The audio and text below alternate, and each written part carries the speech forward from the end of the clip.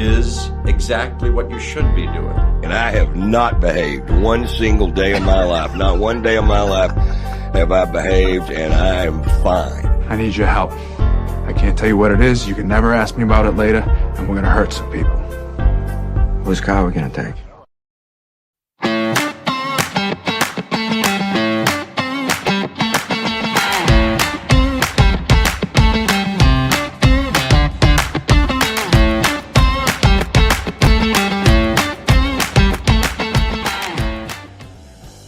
What a day, what a day, what a day. Yes, former President Donald Trump, as we speak, is being indicted on federal criminal charges for basically not wanting to give up documents that he thinks are his own. This is the Nikki Medoro Show. We will be starting off today's show by closely following today's indictment, or the arraignment, I guess I should say.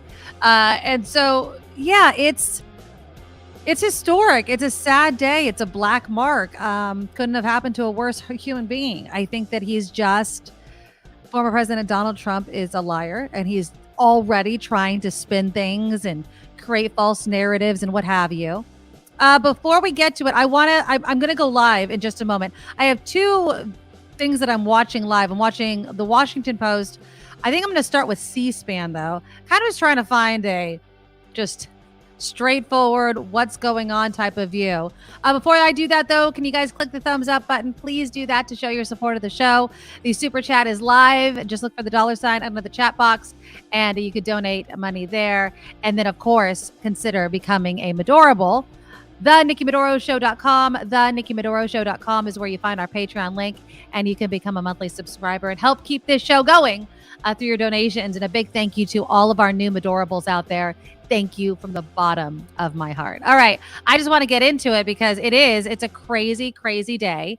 So again, I've been watching, literally, I've had my screens on two different things, on both Washington Post, that's been doing a really good live coverage of the whole entire thing. And then I've also been following it on C-SPAN. So I'm going to go to C-SPAN right now. They're outside the courthouse there. And let me just share my screen with you guys. And just let me know in the comment box. I mean, you think this is going to change anything? What does today mean to you? Here we go, live to C-SPAN. Let's bring up the volume so you can hear. The pro-Trump and the anti-Trump crowd. And yet that appears to be the one thing that has held steady, which is that they have managed to coexist without any problems. But to Alex's point, she was just saying that there are many pro-Trump supporters that are there on the ground. Things have been peaceful, as we can see right here. Now, we have been speaking with our other reporters who said that as of right now, there are no credible threats. We know that there are lots of local law enforcement. There are law enforcement from other agencies as well. Department of Homeland Security is there on the ground. And as we look at these live pictures, like I was just saying, Del, we can tell that there are many pro-Trump supporters there on the ground right now. I want to go ahead and bring in national political correspondent Joe St. George, who's also there outside of the courthouse in Miami. And Joe, something that's really difficult in this matter is that we don't have a camera inside of that courtroom right now. In fact, there were no cameras or phones allowed inside of that courthouse today. But give us the lay of the land. What can folks anticipate to happen? We know that the former president has been booked. He's been processed. What comes next? Absolutely. He's had his fingerprints digitally taken. As you mentioned, no mugshot. They're going to upload a existing photo. There are plenty of photographs of the former president. As far as what is happening inside the Miami federal courthouse right now, as this arraignment gets underway, we expect the former president to appear before a magistrate judge. That is very common. It's a very procedural day. This is not the start of a trial. This is not the start of jury selection. This is the initial arraignment, the initial proceeding. And typically, the main judge over the trial, who for the moment is Judge Eileen Cannon, the Trump appointee, has already received a bit of criticism. But the main judge doesn't typically preside over day one initial hearings, the initial arraignment. That's usually done by magistrate judges. According to the schedule of the week, Magistrate Judge John Goodman would be tasked with that. that, although he could always be exchanged for another magistrate judge here in South Florida. Judge Goodman, a veteran of the bench, a former print reporter actually in South Florida, known for, according to the Miami Herald, a bit of humor on the bench, although this case is far from a laughing matter. 37 federal counts against the former president of the United States. Let's also go now to the Washington Post coverage of this arraignment of former President Donald Trump. They've also been doing a pretty good live coverage of this of today. To say, in the American system, you're innocent until proven guilty in a court of law.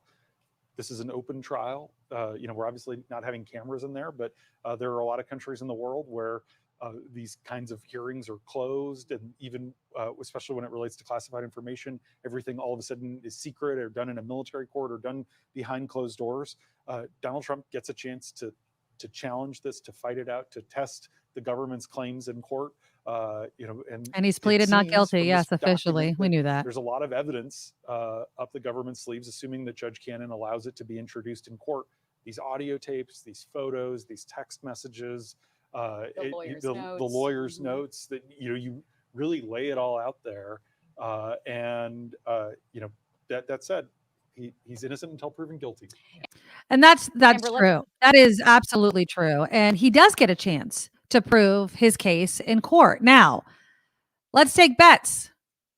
Are we going to do a speedy trial or a slow one? We haven't gotten any information yet on that. Trump has a history of dragging things out, but we do have something to keep in mind, which of course is the upcoming presidential election. Now, again, we went over this earlier. He can still be elected, even if he's convicted, which is insane. So again, facing 37 counts in this federal indictment.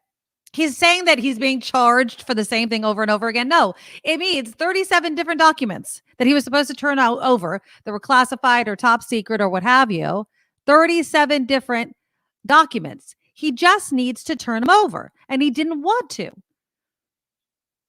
Now he's already, he's going to be having a rally tonight, I think at 8:00 New Jersey time in Bedminster, which is going to be, I guess, it'll be the first time we really hear from the president following today's arraignment.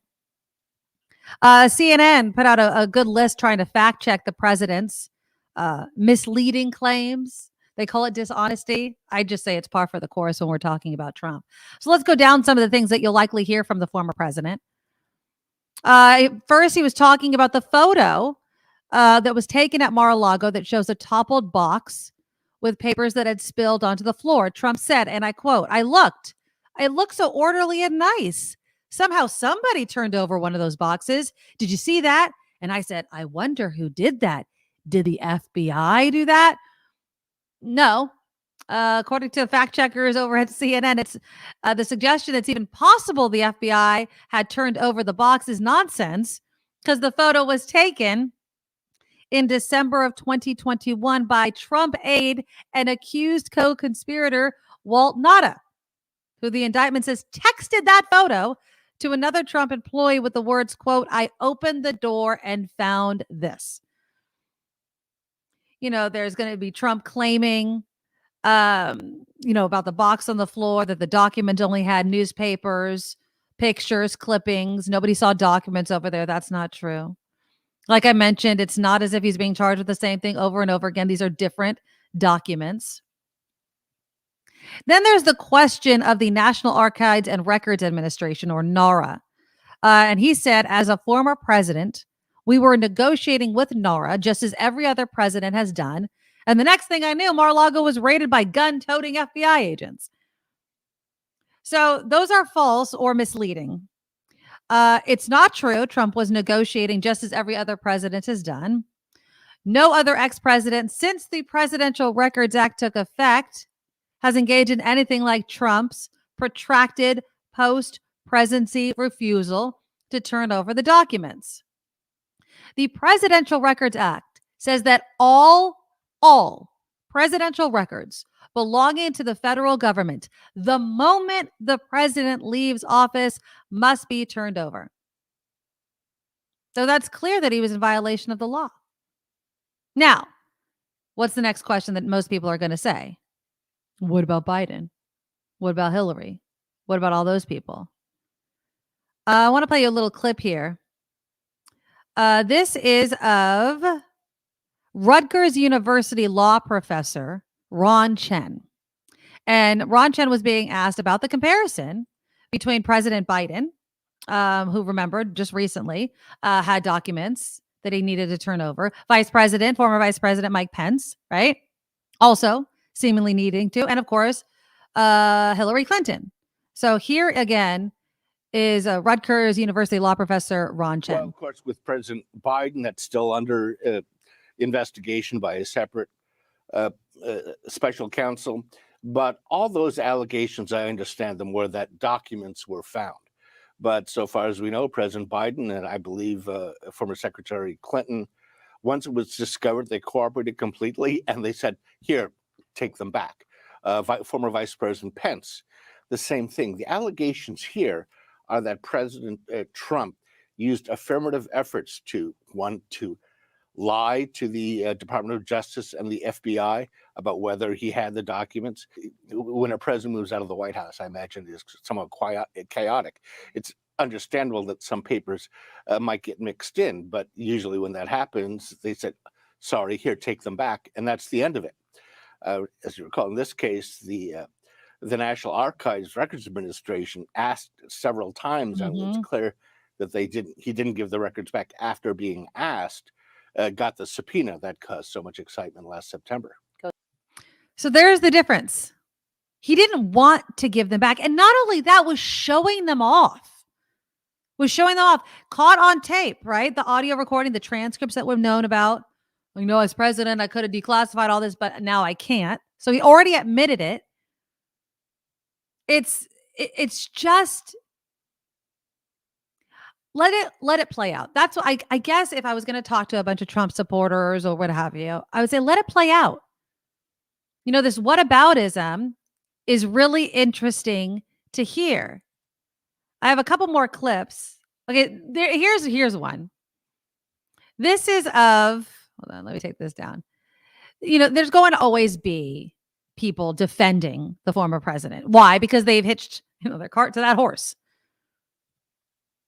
Here is a lawmaker, Byron Donalds, who's a huge Trump supporter, coming up with an excuse of why we should not be outraged by the photos showing all of these boxes and bathrooms and random rooms at Mar-a-Lago.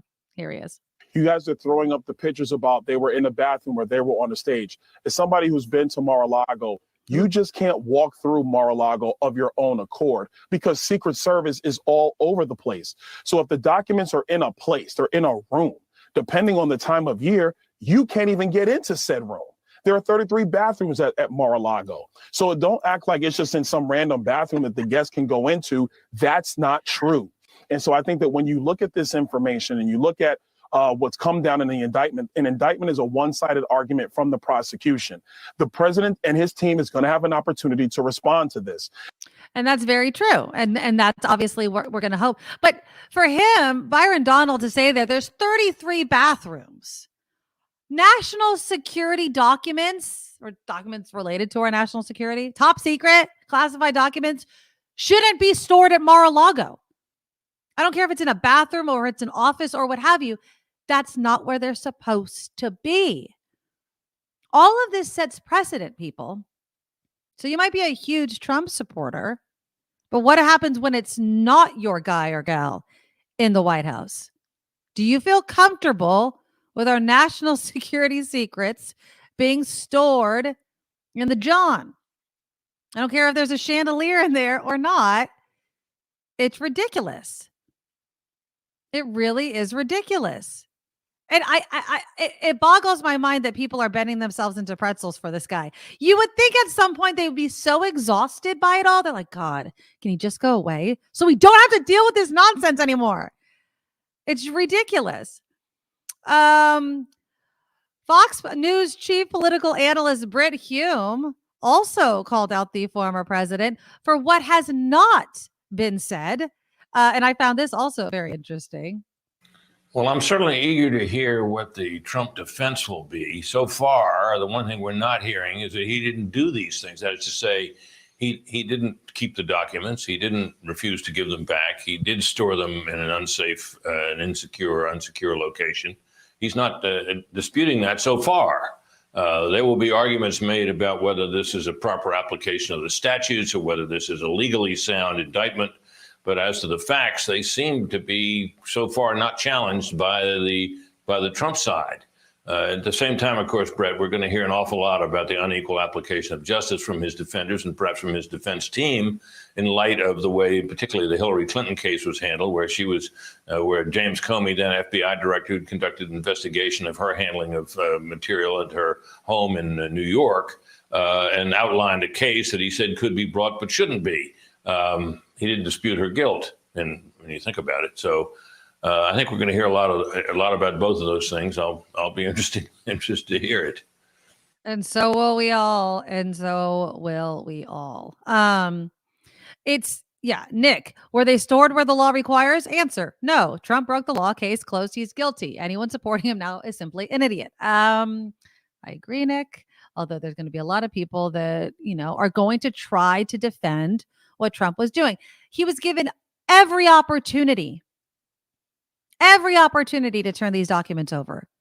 He didn't want to. He has this belief that he's forever above the law. Because, and I will say this, just as I believe that Trump supporters are like in a cult, right? Trump is also part of his own cultish idea, right? He's like, of course my base will believe anything I say. And so he's buying his own BS.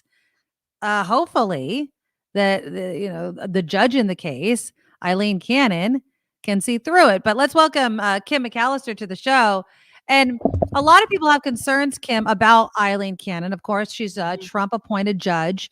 She was also, the one who had kind of slowed down the FBI investigation, even in collecting the documents, which was overturned by a conservative appeals panel that also had Trump appointees on it. So to say that someone that's Trump appointed is automatically going to side with the former president isn't necessarily true. She does not have a lot of experience. She is a very, very new judge. To have a case of this magnitude before her, I'd pass on it, but that's going to be a hard thing for any judge to do. So she remains the lead judge on the case thus far. However, today we know that, and there have been a lot of criticism as to whether or not she should preside over the case today with the arraignment and the bond hearing, and she did not.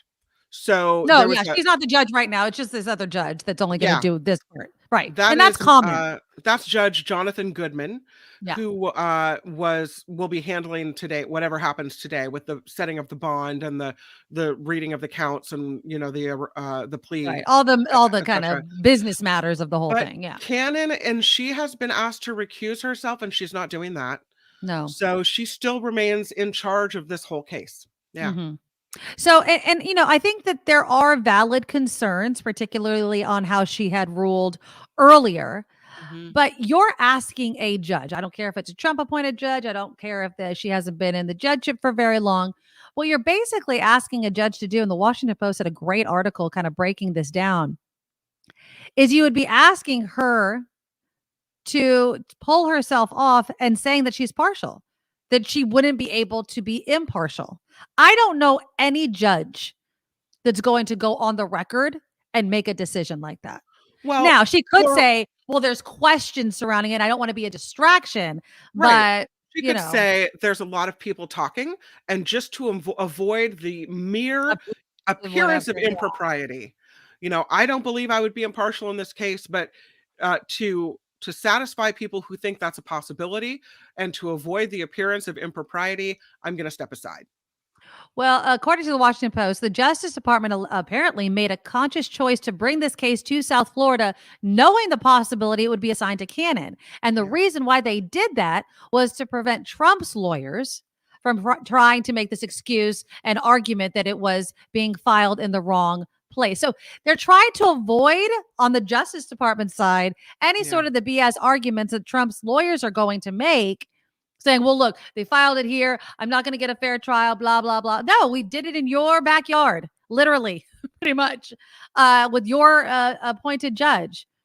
And hopefully she looks at the facts of the case. Now, every single analysis I see and read and hear is like, this is a very detailed indictment, right? I've heard it's a talking indictment. Like, it's really laying out all of these details. But again, this is the United States of America. You're supposed to be innocent until proven guilty. I just don't see what excuse Trump could possibly have, given the fact that he was caught on tape saying that he did not declassify things, and two, just where they were found, the amount of documents that were found, and the amount of time he was given, over a year, request after request. Hey, we need these documents back. We need these documents back. And he just doesn't want to give it up. Moving them from place to place, allegedly. Well, allegedly, and then Walt Not like being asked to move, and then they flooded like some office with pool water. Insane. It's insane, Tim. It's completely insane. There's a list. There's a CNN article that has a list of the 10 things that Trump has said so far to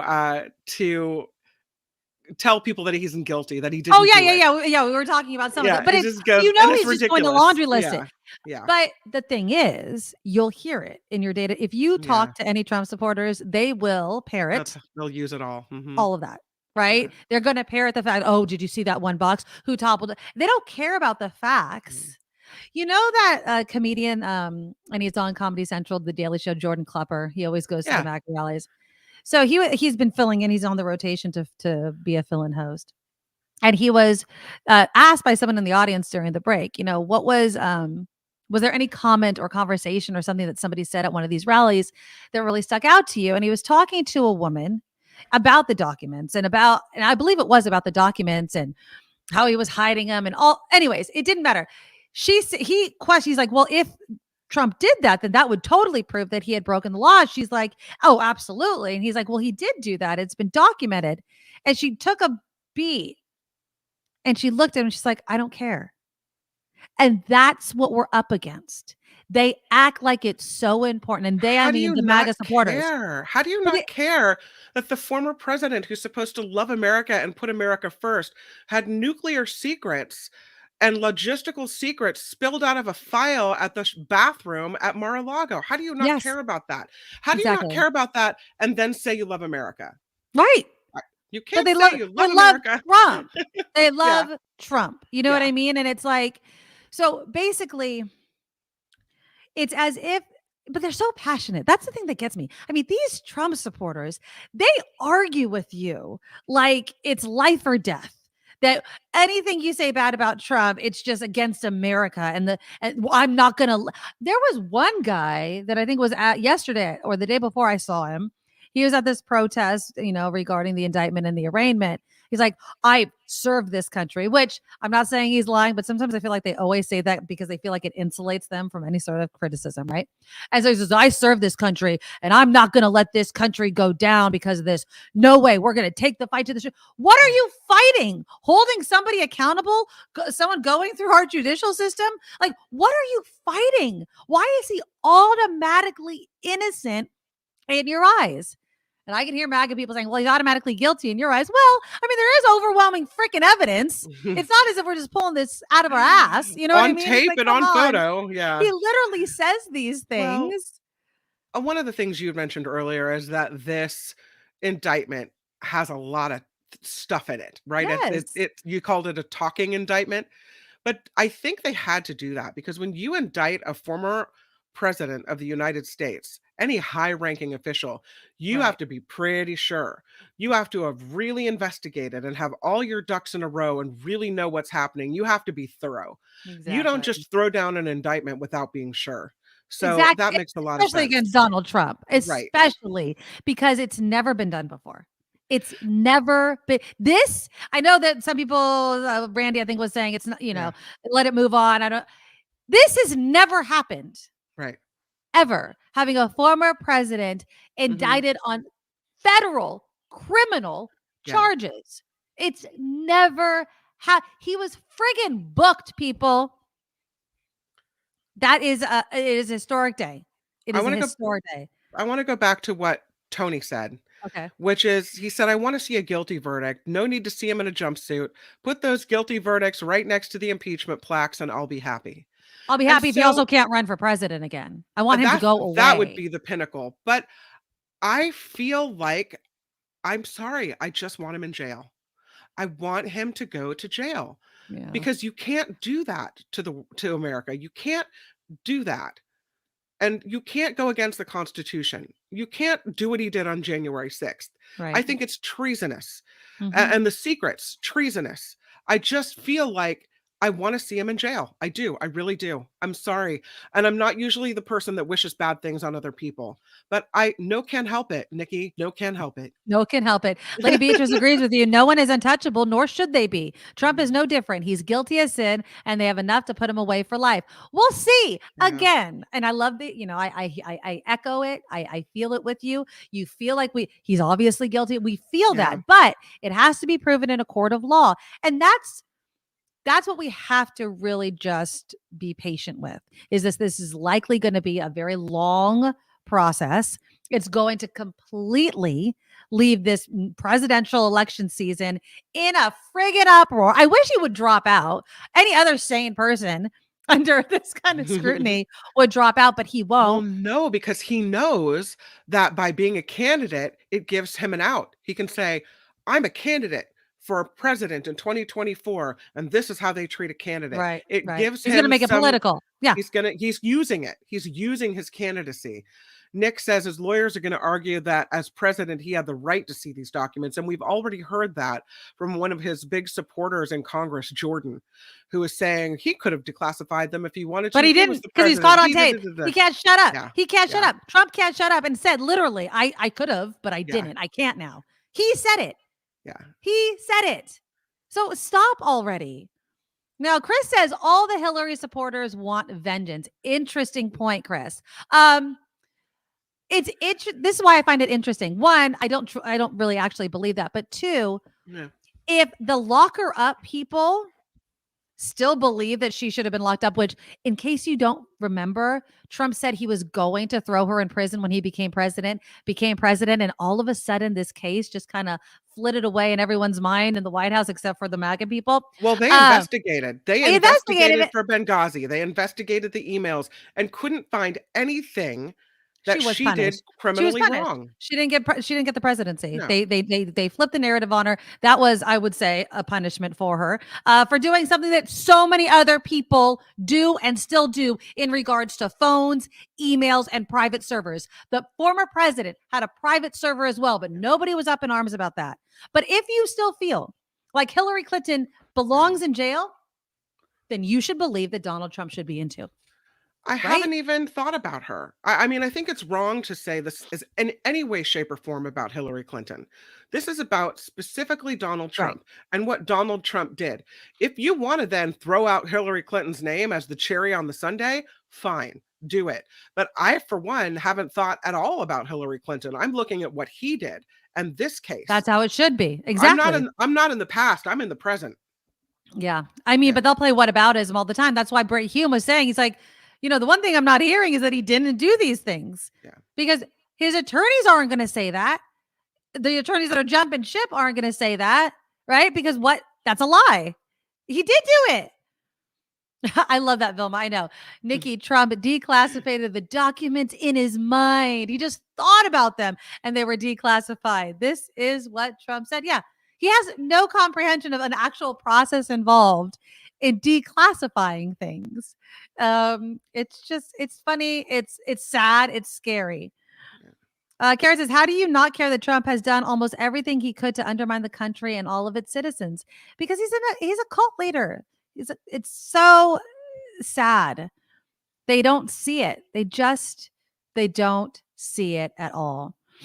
Yeah. And Square, you're absolutely right. The private server is bad. It was lazy on Hillary, but I'm going to add a caveat. Other people have done it and have since been doing it, but it pales in comparison to what Trump acted out. Exactly what he criticized Hillary for. Exactly. So yeah, it's not the same. I'm not saying it's exactly the same, but they're going to constantly make that comparison. Okay. So we're going to keep an eye on everything. Obviously, again, he's having his rally tonight in New Jersey. He's raising money. The billionaire, the guy that doesn't need any money because he's oh so freaking rich, is going to take money from poor people, from middle class people that are in his cult, and put it in his pocket. You guys, if you send Donald Trump money, you're a moron. You are an absolute, I'm just going to say it, you're an idiot. He shouldn't need your money. He shouldn't need your money. He held one of these fundraisers during the E. Jean Carroll trial as well. Oh, God, yes. And people give him money. It's wild. He's such a grifter. And that's it. He just will scam you out of all of your money as if he's a victim for something. It is insane. Hold on. I wanted to read that one. What was that one? I lost it. But yeah, we'll continue to follow it. Again, this is the beginning. It's going to be long. This isn't the start of the trial or any of those things. Now that's going to be a freaking circus. Absolutely. I don't know. It's fun to watch if it wasn't our own democracy and our own country at stake. And if we didn't have a presidential election right around the corner, but it is what it is. They said on the internet, the Trump supporters said, well, there's going to be 10,000 people out there and you're going to have to go through them. Right. There was maybe a couple hundred at best 100 or so, and they were just milling around. And it was, so if that's the way it's going to be, if that's the way it is on day one, those numbers dwindle. I hope so. I hope so. You never know.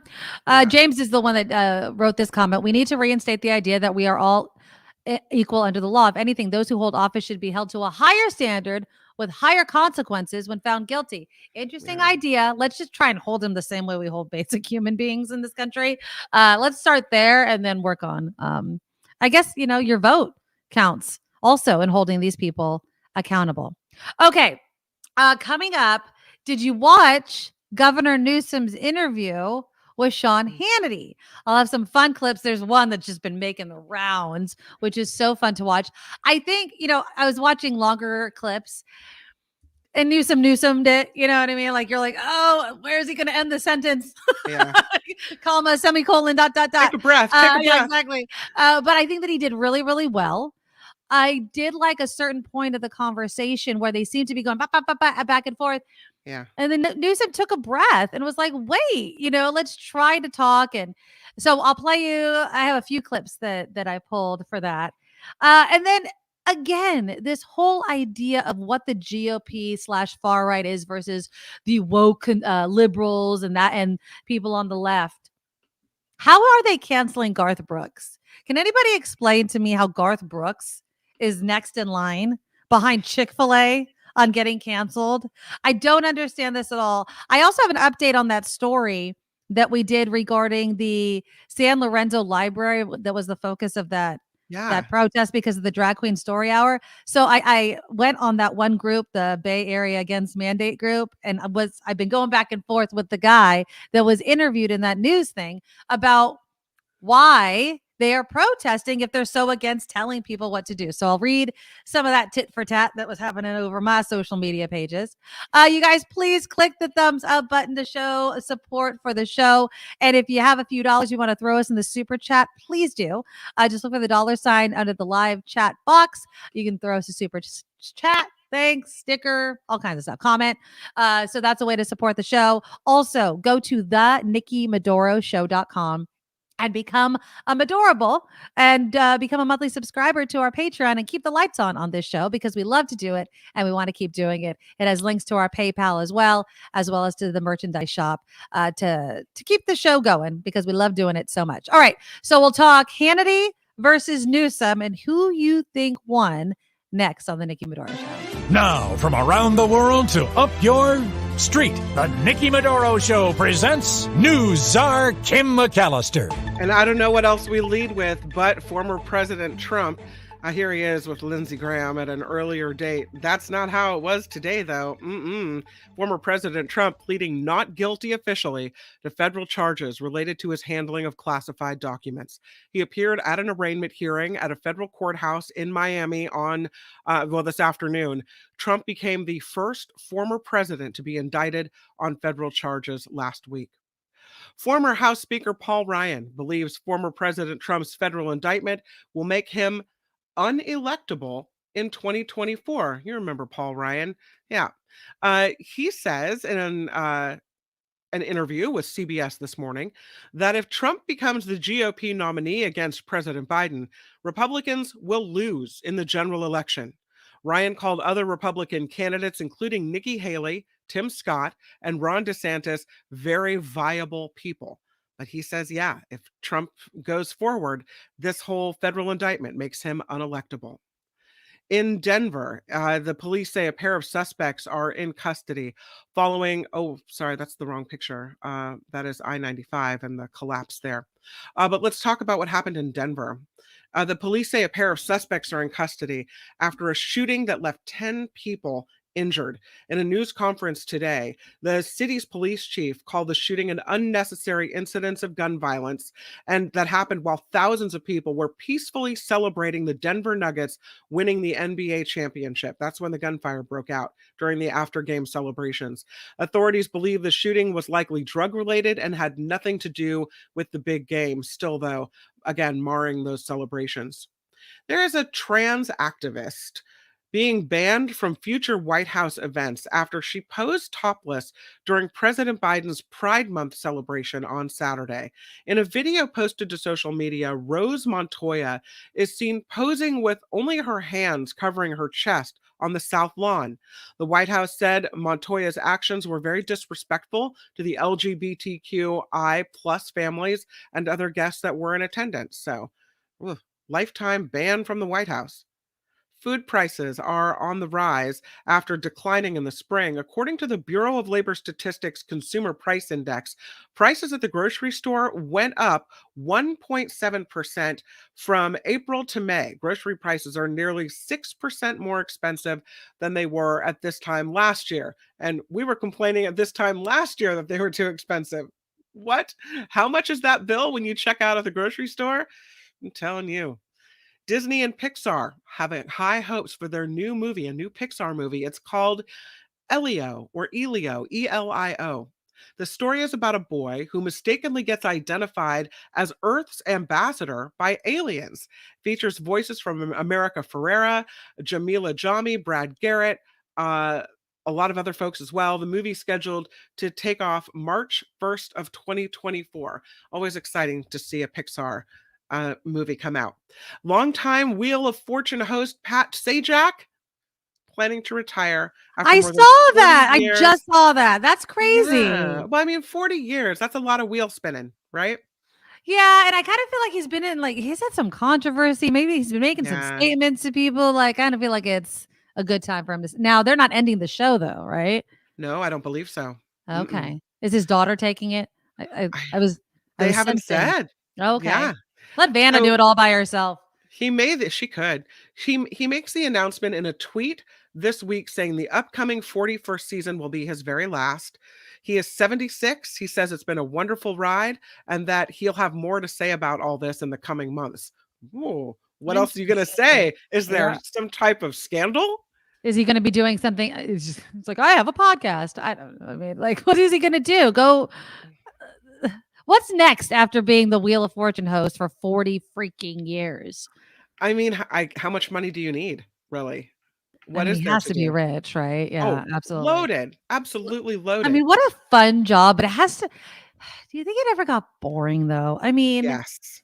It had 41 years of doing the same thing. Yeah, and it's not like Family tell Feud me where people tell me about yourself. Right. Like Family Feud has different questions. You can laugh with people because that's my favorite show.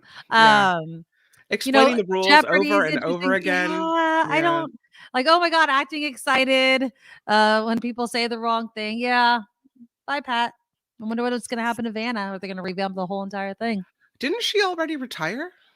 No, Vanna's still there. Vanna's still there? Okay. I've not watched in a while, so I don't know. Yeah. And maybe she'll retire with him and maybe it'll be like a whole new team. You probably should. I mean, go out, right? Because otherwise. You should do it. You'd look great in one of those dresses, or you could host the show. I need like a step stool to like get all the top letters. Very versatile.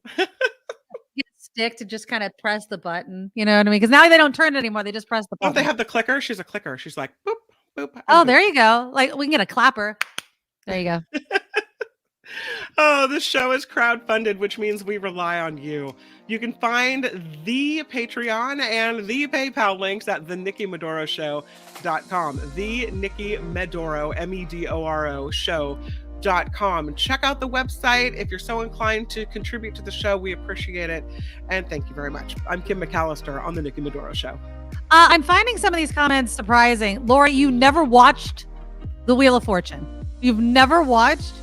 I'm not knocking it. I mean, I just feel like it's been around for so long. How do you not at least see an episode? It's not very intellectual. I mean, it's not like Jeopardy where there's like it makes you think. Fun. Yeah, it's just a fun game. Now, Kim says maybe the girl who plays Barbie can take over Vanna's job. Margot Robbie plays Barbie. She's got a fabulous career. I don't know if she just wants to stand there. Now, I do say this. Vanna's always been knocked, like, how hard is it to do Vanna White's job? I will say this. Vanna White has always, at least from my memory, always been in shape, always worn beautiful gowns. I mean, you're kind of that, I don't want to say like pageant person, but like that's kind of the job. Look pretty and turn letters. Yeah. You think she liked it? You think she wanted more out of her life? What else has Vanna done but that? How hard is it? I mean, think about how much money she's made over the years. I know. I mean, would you do a job? Like maybe you're an intellectual person and you're a thinker. Maybe she is. I don't know. But so, according to California Knowledge or Celebrity Net Worth, let's look at this. Updated 2023. Vanna White's net worth is, what do we think her net worth is? I wish I had the marks. Dun, dun, dun, dun.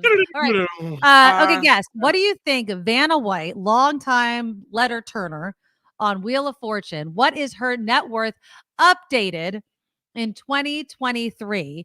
And for extra points, what do you think her salary is? 30 million, and I'm gonna say she gets maybe 20,000 a show. 20,000 a show? Mm-hmm. And that's 5 shows a week. Wow, that's a lot of money. Yeah. It's a total guess. I have no idea if that's true. Randy says Vanna White makes something like $10 million a year on the wheel. Nothing wrong with that money. Another 10 million from Kim.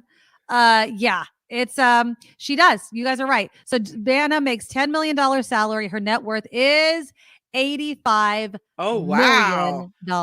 So, you probably, I don't know if you're working a full, I think they record a bunch of shows on the same day. Exactly. So you probably get a few days off. You got to go, you got to get into wardrobe and do your makeup, a couple days a week, get into your fancy gowns, flip the letters, and you have to be personable, right? You have to be nice to people. You don't want to give them a bad taste. I mean, she laughs. I'm not trying to criticize Vanna White. I'm just saying you have to laugh at the host jokes. Yeah. And then you have to do your thing, and then you go off with your millions. You're not digging dishes. Hated Pat. What if they hated each other? Wouldn't that be funny? That'd be awesome. 1 million, 2 million, 3 million, a bunch of million reasons to. Greg does not think that this is worthy of that much money. He says the show is boring BS. They're totally overpaid. A monkey could turn letters around, but a monkey isn't Vanna White. Chuck Woolery. Oh, if he wasn't a crackpot far righter, I loved the 2 and 2, Love Connection. Yeah, I'll be back in 2 and 2. I used to watch that show all the time. Lori says, I think game shows only tape for 6 weeks a year and do multiple shows a day. Can you imagine making that much money for that little work? Judge Judy makes that $400,000 an episode. Wow. We're in the wrong business, Kim McAllister. We need to be letter turners on Wheel of Fortune. We'll give that. I guess so. You could be a letter turner. You have you'd look great on the evening gowns. I would, yeah. Please. I'll be the Shadow Stevens guy, like the voice behind the scene. That'd be funny. Yeah, that's That'd me. Be funny.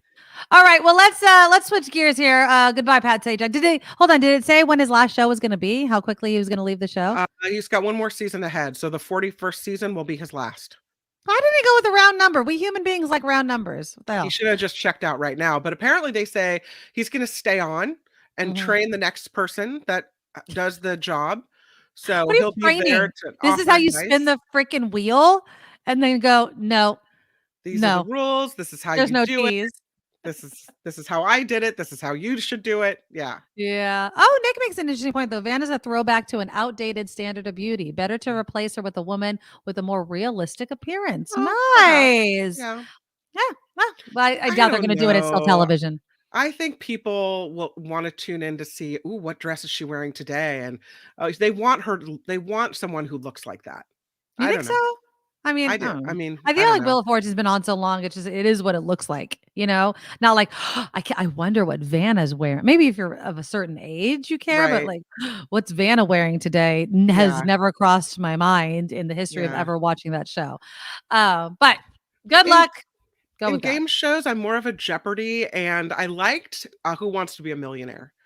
I enjoyed that I one. like Who Wants to Be a Millionaire. I like the Mhm. Family Feud. You know, another game, but it's only, and I feel like I've mentioned this maybe on Station X that I love to watch during the day is 25 Words or Less. But it's because Oh. it's a great game to like play with the person you're sitting and watching the show with. My mom and I would watch it together. Yeah. And so we'd be like yelling at the screen. I like those type of interactive shows. Right. You know, I was this close. I've told you this before on, I can't believe it. The one with the boxes and the numbers. Oh Price my is God. Right? No, it was with Howie Mandel. I was this close to getting on the show and I'm brain farting right now because I have all these game shows in my head. Where there are all the boxes, there was a bunch of models up there and they opened the suitcase and you want to make sure that your number, the number that you chose didn't have a high amount. Deal or no deal? Deal or no deal. Thank you. Okay. Deal or no deal. I was that close to being on that show. Now that's a brainless show. There's literally no skill. You just have to act excited. That's it. That's it. Like, oh my God. Oh my God. Hollywood Squares is a fun one. He has a new show. Apparently, well, this is published in April of 2022. He has a new Netflix game show, Howie Mandel. It's called basically BS, but all spelled out. Okay. That's the name of the game. And so they play BS. Is it like a lying game where you're supposed to call the person out for being a good BSer? Their ability to be clever enough to convince their opponents if they're answering correctly is the whole point. So there's a chance their answers are not quite accurate. If a contestant succeeds in the competition, they increase their chances of winning a $1 million prize. Interesting. Yeah. I like a little bit more thought with my games, but I like Family Feud because it's funny and I love Steve Harvey. So that's why. All right. You know what I don't watch is Sean Hannity, but Gavin Newsom, in Sacramento, there was an interview. Apparently part 2 is going to air later this week. So it's not the end of the interview. So I wanted to play you a couple of clips and you guys tell me. Now I will say this. I think that Newsom did a good job. I really do. I think that, with something like Sean Hannity, the clips that I'm showing have been making the rounds, but the one that's been getting a lot of attention is one regarding Biden's policies. So hold on, okay, here we go. So this has to do with Biden's policies. And I think that Gavin really scored some points here with his response. For our president, I have great confidence in his I don't want him to fail. Able to accomplish. I think his policies are failing. CHIPS Act, Science Act, do you oppose that? I will tell you on every measure from the economy, inflation, borders, energy, national security, he's missing in action. Let's talk about them in order. Hang on. Wait, but I want to challenge the premise. You said the economy, 13.1 million jobs he's created. More. These are post-COVID jobs. Okay. You know that. That's an artificial number. No. Then let me stipulate this as an opportunity to engage civilly on this. Okay. Fair point. Your president, Donald Trump, lost 2.6 million jobs during his 4 years. We've created 13.1 million. Fine, you can maintain a COVID frame. How about the fact that Joe Biden's created more jobs, 6 times more jobs than the previous 3 Republican presidents combined? Are you going to tell me that the average family, where we have 2/3 of Americans now living paycheck to paycheck, it was 70% under Trump? That was 70%. It was 70% under Donald Trump. Pre-COVID, we had the lowest unemployment rate for every demographic. Oh, you're muted.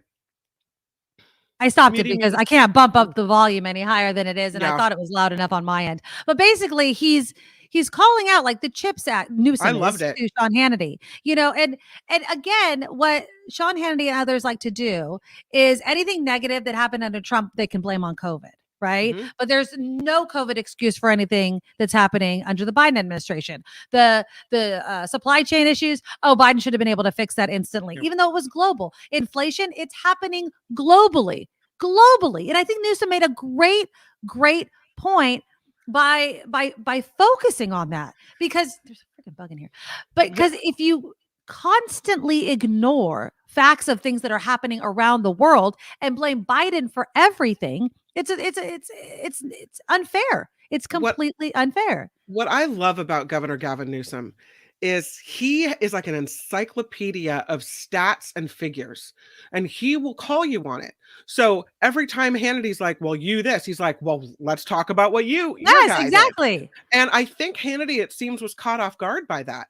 You know, even at the end there, you saw Newsom saying, well, wait a minute, that number was 70% under Donald Trump. And Hannity's like you hear him stutter for a second.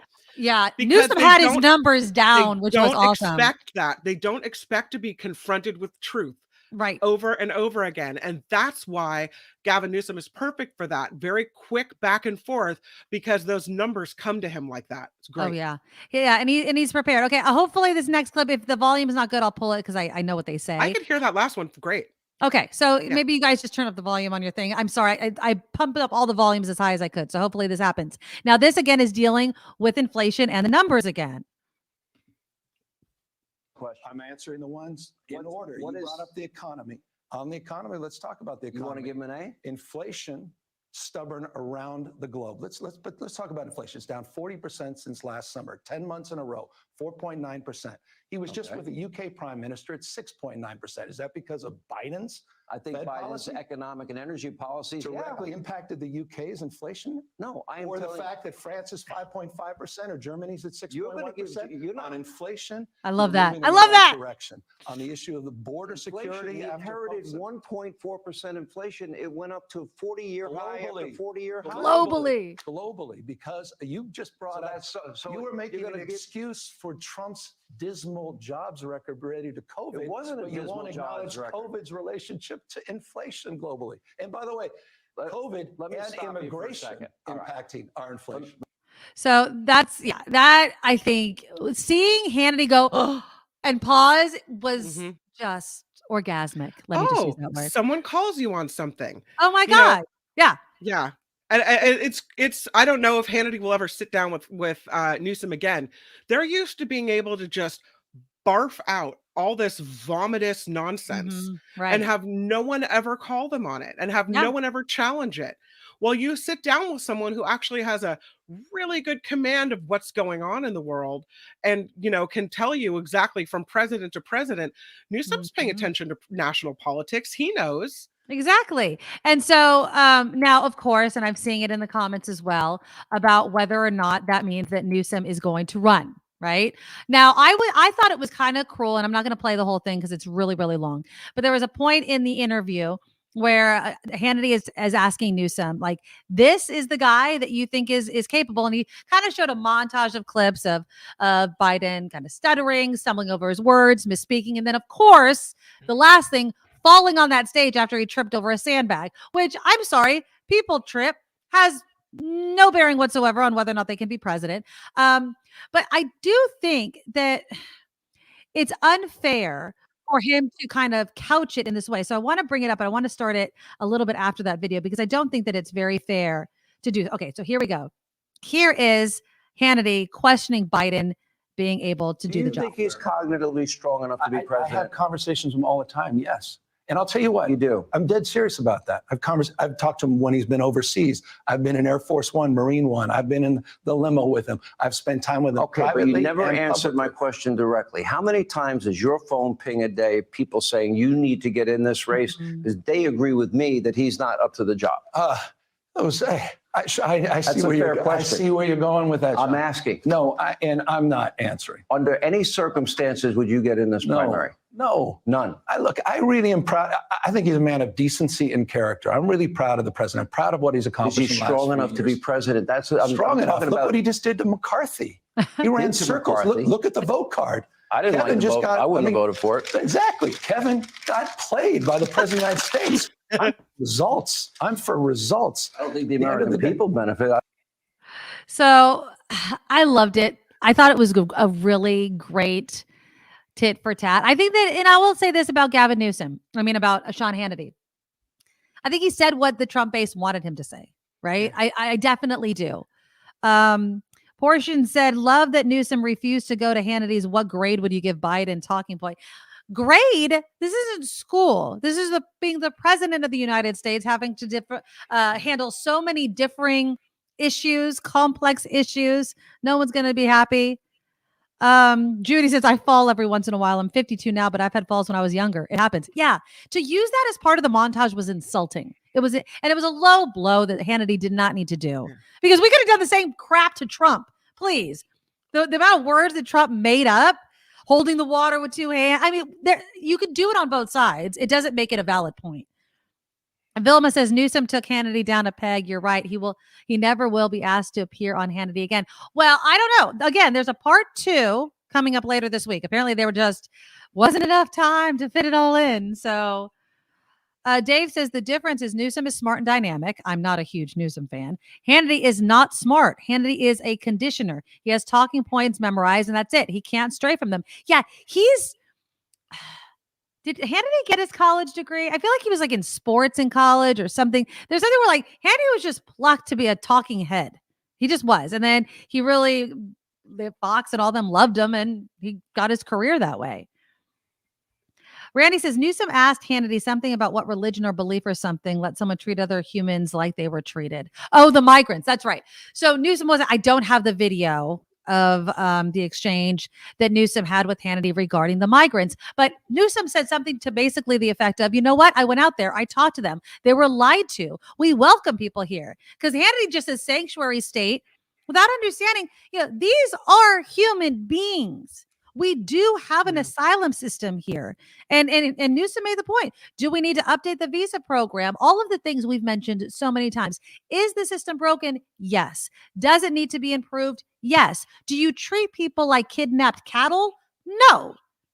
You don't do that. Especially when you do that with one hand and with the other hand, I'm a Christian. I believe in life, unless it's an actual living, breathing human being. And then you treat them for like a political pawn in making your point about, I don't know what. Now, again, I'm not saying the system is perfect. I'm not saying the issue at the border is solved. Of course it's not. But no president has been able to solve that. No president. Not Trump either. All right? It's so freaking complicated. But it makes political points. And you know who came the closest was George W. Bush. And even he couldn't do it. No. But he was, from Texas and seemed to be very Christian in his approach, like real Christian in his approach to people and giving people a helping hand and being kind to them. He had a lot of interesting ideas, but he couldn't convince his party to go along with it. No, you're never going to convince the Republican Party to support, even though our history shows us that we used to. I mean, once we militarized the border and did not allow people to come here, do the work we still want them to do, by the way, for the wages we want to pay them, and then let them go home to their families, they stayed because they need the work and the money, right? So to say all migrants need to leave the United States, we don't need you here, with one hand, and with the other hand saying, oh yeah, we do need them. I mean, look at what's happening in places like Florida. Migrants are protesting, right? Businesses are like, oh, can you guys stop with this already? I don't have anybody to work the fields or to work on my factory or whatever. Stop acting like we can just do stuff like this in a bubble, where you can just pick up the tons of migrants, both legal and undocumented, in this country, ship them off, and there won't be a harm done to our country that was built on the backs of immigrants. When we talk about education in schools and teaching the right kind of education, this is also what we're talking about here. It might make people uncomfortable when they realize that, this country was founded and has some really dark history. Learn it, damn it. Give credit where credit is due. I was literally just watching a show with my husband last night, and it was about the Army, using pontoon boats to build this bridge to bring across tanks. And I was like, yeah, they went into the water and we're putting these logs in to build it. And they're all black men. They're all black men. But, the history of marginalized groups in this country is being pushed aside and being called woke. No, it's not. They deserve to be in our history books, both the good, the bad, and the ugly. I mean, that's just how this country was founded. And if you feel guilt about that, ask yourself, why do I feel guilt about something that happened before me? No, learn from it, understand how it still plays a role and how society is formed in 2023, and do better. Just do better. Let's read some more comments before we go to Kim's news. Oh, Nick says, I'm not being fair. Trump built 47 miles of fence along a border that's 1,954 miles. That's progress. Mea culpa. I apologize. Totally tongue in cheek. Yeah. A fence when shovels exist and ladders exist. People that want to come to this country cross the Rio Grande and drowned year after year after year. People still come, right? People are kidnapped. People die in the Arizona sun and still come. You think a friggin' fence is going to stop people who are desperate for a better life? No, we need to help them in their country. And we also need to understand that some people will come here to seek asylum, and we need a better process for that. We absolutely do. Let's see. Karen says Mexican workers made money here and went back, built homes with the money they made here in the States. Yeah. Well, and it still happens. Go ahead. I mean, it's said all the time. Oh, I went to this country and it was like I was living like a king or a queen with how far the dollar went and everything like that. Why do you think people want to come here and make the almighty dollar? That's why. And the whole point of attracting immigrants to do field and factory work is they can be minimally paid. Karen, you're right. If you really are upset about companies or jobs being taken away from American workers, go after the American employer, because they're the ones that are reaping the benefits of migrant work and paying them less than they would have to pay an American worker. All right. I do want to get to Garth Brooks. We'll do that when we come back. Also, I want to touch on Westfield Mall leaving San Francisco. Now, I feel like we've been talking about malls leaving and stores closing in San Francisco. I mean, it's just every week or month, there's a new headline of another store leaving San Francisco. And I have to keep thinking, is this something unique to San Francisco? Or once again, is this a company making a business decision and then hiding behind a narrative? Because Westfield has long-term plans here in the United States. And so it kind of makes sense that they would be leaving San Francisco. All right, click the thumbs up button, show your support for the show. And here is Kim with some news. Now, from around the world to up your street, the Nikki Medoro Show presents News Czar Kim McAllister.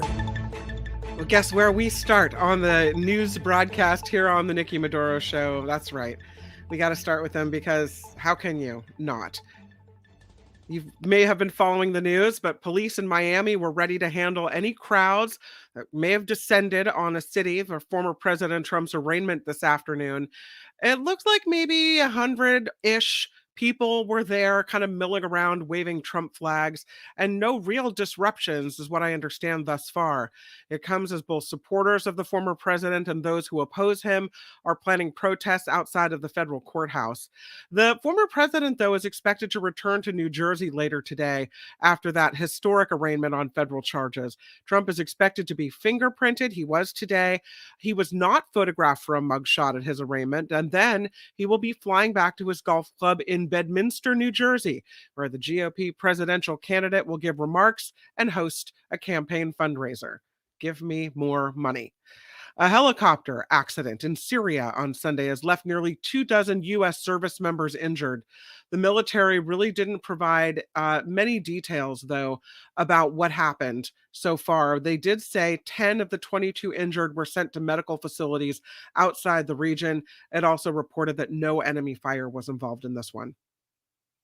The Federal Reserve is expected to begin a 2-day meeting today. When an interest rate pause would be welcomed by many, investors are betting that pause won't last. Markets are seeing a roughly 71% probability of a pause, according to CME FedWatch. A recent poll shows Californians are most concerned about the economy. Half of voters oppose reparations. The Emerson College polling and Inside California Politics poll shows almost 25% of voters say their prime concern is the economy. For Democrats, housing affordability tied with the economy as their biggest concerns. Republicans listed crime and immigration as major concerns as well. Only 27% of voters asked said they support reparations for some Black people. Respondents also said they're very concerned about California's budget. Police are investigating in Sonoma County after several anti-LGBTQ plus flyers were placed on businesses in downtown Santa Rosa. One of the businesses targeted Monday is the Brew Coffee and Beer House, which is a queer-owned coffee house. The flyers covered up artwork and messages supporting LGBTQ plus community members. They say Happy Proud Month and featured a QR code that leads people to a YouTube video celebrating straight pride. The flyers also featured a website address for a group called Redwood Holler. An email address and YouTube channel shown on the site are affiliated with the Bay Area Proud Boys. So they're alive and well and among us. In Pacific Grove, Monterey County area, they're considering whether to widen some sidewalks. The city has set aside $50,000 to possibly add on 10 feet to sidewalks. The idea is for businesses to move their parklets off the streets and onto wider sidewalks. More than 100 owners sent the city council letters saying the roadside seating areas are good for the downtown dining scene, but they're worried about the cost to tear them down. The issue will be discussed at next week's meeting. Novel concept, really. When you find something is working that happened during the pandemic and want to continue it, to try to make it happen in a different way. The weather in Southern California, I would argue here in Northern California too, usually brings us joy, but if you feel sad, you're not alone. The therapist Catherine DeBruin says May gray and June gloom can sap your energy, make you lethargic, and cause the blues. So sad. She says seasonal affective disorder, or SAD, isn't that common in sunny California, but that it is actually real. She says your best solution, talk about it, spend time with your people, noting the warmth you feel in close relationships can boost your mood like the sunshine.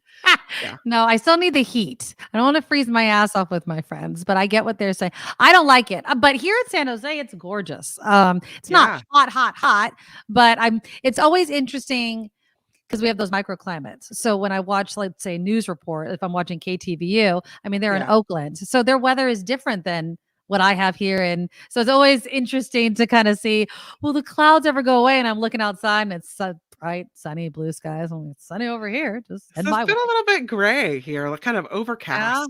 In the mornings, kind of, but it burns off, and then it's nice. Yeah. Yeah. I lived in Santa Cruz County for a while. I went to high school in Santa Cruz, and it was always overcast in the morning, fog burns off by midday, like maybe afternoon, and then you get some sunshine. It's just fog is a way of life. And when I lived in San Francisco, I loved the fog, so it doesn't bother me. There's a reason why I'm Seattle, San Francisco. You guys can save it. I like San Francisco in October when it's nice and sunny. But no, I can't deal. My brother went to college in Seattle, and every time I was like, "Ugh, how do you deal with this? I need sun. But that's really constant rain. That's not just fog or gray skies. That's gross. Like you're in the rain all the time. Thank you. No, thank you. This show is crowdfunded, which means we do rely on you.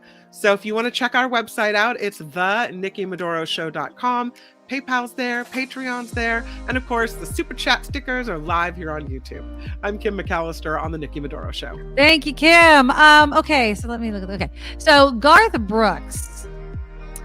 We have Garth. Are you a Garth Brooks fan? I don't dislike him. I'm not one to buy that much country music. I probably know Garth Brooks songs like Friends in Low Places and all kinds of stuff like that.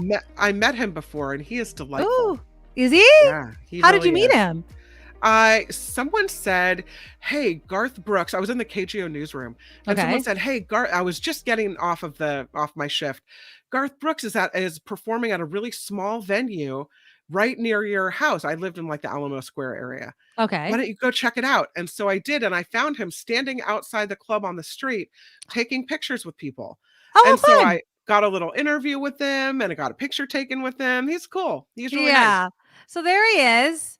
Well, he is living up to Kim's description as being really nice.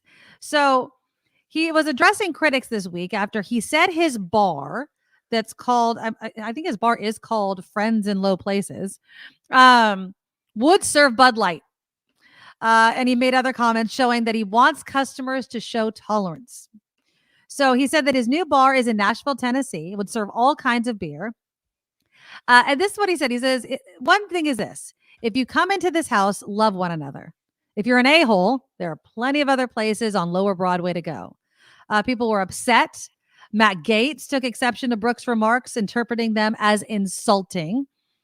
But then Brooks addressed the controversy and he said, look, everybody has their opinion, but inclusiveness is always going to be me. I think diversity is the answer to the problems that are here and the answer to the problems that are coming. So I love diversity, all inclusive. So all are welcome. I understand that might not be other people's opinions, but that's okay. He also said Bud Light is one of the most popular beers in America.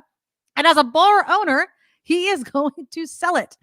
He says, if you want to come to Friends in Low Places, the bar, come in, but come in with love, come in with tolerance and patience, come in with an open mind, and it's cool. And if you're one of those people that just can't do that, I get it. If you ever are one of those people that want to come, that want to try, then come. I absolutely love that message. Yeah.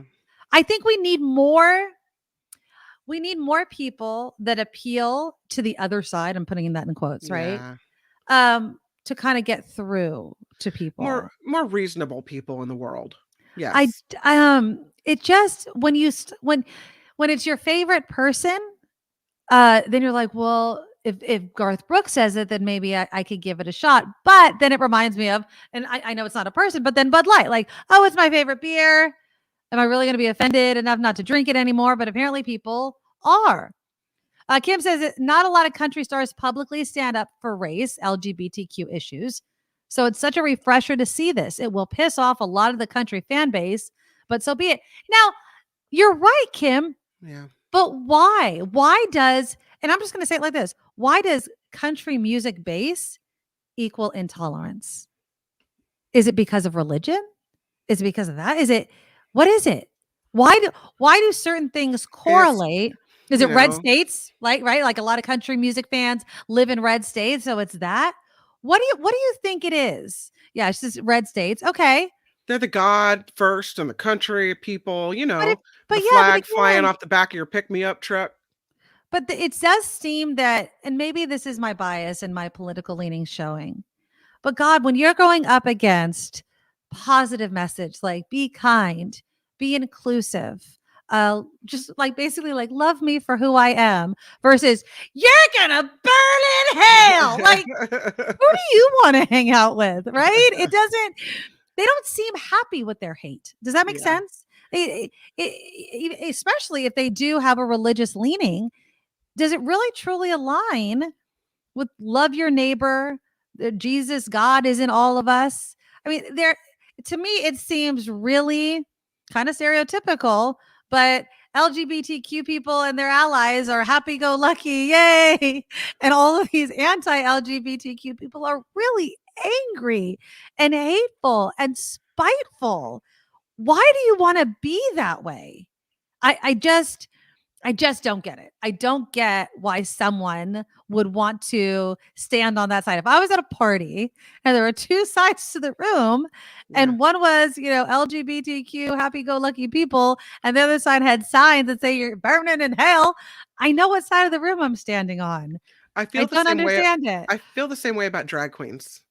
Like if there is a party and one side of the room is drag queens and they're fabulous and having an awesome time, and the other side is people that are like pinched noses and look at those people over there. I'm going with the fun people. Right. Like, but does it again, I have no comprehension of this because I don't have this reaction to seeing, two men in love, right? Dancing together or whatever, drag queens performing. Like I never look at that and think to myself, I'm going to have a negative reaction, yell, scream, carry on and tell them they're going to hell. Like, I don't want to spend my time hating on people, but it seems like these other people don't have enough crap to do in their day that they're taking it upon themselves. So on that note, let me bring it up. Remember yesterday I was talking about the drag queen story hour and how there were protests happening outside. And I was writing a message to the guy that was interviewed. And well, at least Bay Area against mandates, the freaking Instagram page. I don't know if I was just talking to one person, if there's multiple people. But this is what I wrote. I said, so you're against mandates, but you want to mandate what other people do. Nobody is forced to bring their kid to the library. You should actually support letting people have the freedom to decide. And that's this is what I don't understand about people that are part of these groups, is they're all about freedom. I'm against cancel culture. Yeah. Well, you're trying to cancel Bud Light. You're trying to cancel Garth Brooks. You claim you want parental rights, but when parents of their own choosing bring their children to a library, nobody's forcing them to do this. You're against that. But that's their kids that you say parents have the right to decide. If a parent and their child and their doctor are talking about transitioning, why do you think that you should have a role in that? Aren't you against these mandates? Okay, so then they write back to me. They say, wrong. Drag is inherently sexual. So I go, so Mrs. Doubtfire was sexual to Wong Fu. Do you have any idea what drag is and isn't? A better question, ask when you started to care about this and why. I said, it's a made up outrage about something not being forced on anyone. If you don't like it, don't go, but let people have the freedom to decide. And do you think drag is sexual? Because that's where we part company. That's, when you ever can identify the crux of an argument where you that's where we disagree. That's that one thing. Well, exactly. Well, so then this other person who I'm assuming is a supporter of this, although they keep their page private, so I can't find out anything. They say, Mrs. Doubtfire wasn't drag. I don't understand. Okay. It was a character. That's what they're saying. It was a character, which again, if they knew anything about drag, they have names, right? Yeah. It is a character, you friggin' moron. It's a character in drag. Right. This person writes, Miss Doubtfire as a character isn't inherently sexual, whereas drag is, and historically always has been. Drag in and of itself is inherently sexual. Drag specifically plays on female sexuality, the exaggerated, alluring makeup, glamorous dresses, big boobs, skin, heels, and so on are caricatures of female sexuality. Were a man to just dress and speak as an ordinary woman, it wouldn't be drag. And that again just shows me this person doesn't understand what drag is. And then they go on to write, it's the sexualization that makes it drag. No one cared about drag until adults started involving young, innocent, impressionable children, and rightly so. There's no logical reason to expose kids to fringe alternative sexual lifestyles. Leave the kids out of it. And I haven't written this person back because I just saw this, but who are they to decide? Who are you to decide? He's bringing up there's boobs and everything. Mrs. Doubtfire had boobs, had the exaggerated makeup and hair. Drag queens are playing a character, and there's different performances, and I'm putting that in quotes, inside a bar made for adults and at a library. I mean, maybe they are sexually attracted to the drag queens, and so they feel that it's sexual in nature. It's so freaking dumb. It's so freaking dumb. But yeah, so I was trying to get into it, but again, when you get into these debates with people, they just show their true colors, that they don't truly understand what we're talking about. And again, I would rather hang out with them than these asshats on Instagram any day of the week. And you see these people that, I don't know if they're listening to Fox or where they're getting this misinformation, or where they are being told that drag is sexual. Yeah. I don't know that where they got that, and they're listening to it over and over again. And they're regurgitating all the stuff they're hearing, and they're unwilling to entertain any different notion of, this is why I disagree with you. They're just, you can say, you make the most logical argument, and they'll just come back, well, it's sexual. You're sexualizing children. They're grooming it. They're groomers. And see, at Patrick's time, you keep bringing up the kids, right? So let's go down that road just for a second. So Drag Queen Story Hour. So are you telling me that at Drag Queen Story Hour, because this is the only instance in which apparently people are offended by, right? Drag Queen Story Hour, what do you think is happening? What do you think is happening at Drag Queen Story Hour that is bad for the kids? The kids can't see someone dressed up as a woman? Again, we have seen it in so many places, so many times. They're reading a nice book about inclusiveness, caring for your neighbor, being friends. What is happening at Drag Queen Story Hour where a child is with his or her parent, right? Not alone in a bathroom. Oh my God. Okay. So you're at a library in a public place. The child's parent is there. What do you think is happening? And the only thing that pops into my mind is they're going to be inclusive to these drag queens that I don't want to exist in my world, right? It's excuses to be ugly. It doesn't make any sense. Nothing bad is happening at Drag Queen Story Hour. The bad, ugly stuff is happening outside with the protesters yelling and screaming and crying and carrying on and claiming religion and all kinds of stuff, which is bull. So I realized that Patrick's time is a troll. So okay, we'll stop focusing on his. But it really does beg the question of where is the harm and what harm are we specifically talking about? I feel like among some groups, being inclusive is what they're against. Why am I looking at Trump? Oh, I'm sorry. Did I click on? I'm like, my bad. I'm sorry. Like, what is wrong with being inclusive? What is wrong with that? I just don't understand it. And Patrick, time, I'll let you stay in the chat and you can throw out whatever you want to. But if you think that drag queens have the market on pedophilia, you should educate yourself. Okay. So just because you're a drag queen doesn't make you a pervert. It's a falsehood. It's a lie. One person who was a drag queen gets convicted of a crime, and now that's everybody. No, that's everybody. You're much more likely to be abused or molested if you're a child at church, at sporting activities, and sadly in your home. Exactly. So and You think that it's okay for Patrick to spout off all this crap, but I don't. She's gonna block you, dude. So you better be careful. But no, the reason why I was bringing his thing up is because people think like that, right? Yeah. They do these token things like, oh my God, this one person has committed a crime, so let's incorporate all of these people under it. It's just, it's ridiculous. It's ridiculous. But anyways, I wish we had more Garth Brooks. Going back to what I opened up with, I wish we had more Garth Brooks in the world. I really do. More Dolly Partons, more people that hopefully can bridge the conversation to those that won't listen to anybody if they're a Democrat or a liberal or from California or whatever. I just wish that there were more people that were brave enough. And I do think that it's brave of Garth Brooks to do that. Because he's going to get backlash from the anti-cancel culture people that love to cancel everything. But then again, Garth Brooks is already retired once, right? He does what he wants to do. He's made a gazillion dollars. Right. He has this bar for whatever, fun investment. He doesn't need your approval anymore. It's okay if you want to cancel him. He's fine. Right. He's got enough money. He's got songs that are still, Yeah, but some people get crazy. You know the time we live in right now, right? I mean, you don't want to bring the wackadoos after you, right? No, but I guess I just feel like he's at the point where he doesn't have to care. He's not in the middle of his career, right? Trying to make the music and do the stuff. He's already done the stuff.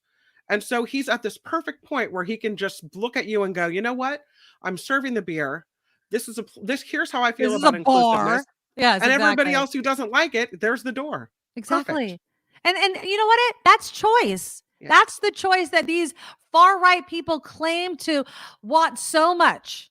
Freedom, no mandates, parental rights. Well, when people exercise it and you don't like it, now all of a sudden we have to cancel it. Go kick rocks. You suck. All right. Okay, we have time. Let's get into this a little bit. Because I'm dying to see what you think. Now, again, when you hear the news that another mall, and I will say this, Westfield Mall picking up shop was a little surprising. I will say that. I will say that it did seem, damn, right? And they're just turning it right back to their lender. They're just saying, it's not like for sale. They're just like, here you go, take it back. We can't. I want to show you a little bit of, because they interviewed some great people, our friends over at ABC7, talking about Westfield picking up shop. Now, again, Nordstrom's left, so that kind of like set this thing kind of in motion until you scratch beneath the surface, and they'll include this in this report, how Westfield has long-term plans in the entire United States, and spoiler alert, it doesn't include staying here. Here we go. Hello. to our city.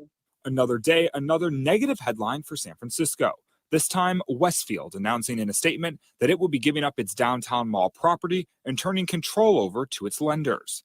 A move that wasn't totally unexpected, says Laura Waxman, a reporter for the San Francisco Business Times. Sales had declined from almost 500 million in 2019 to like 300 million in 2022.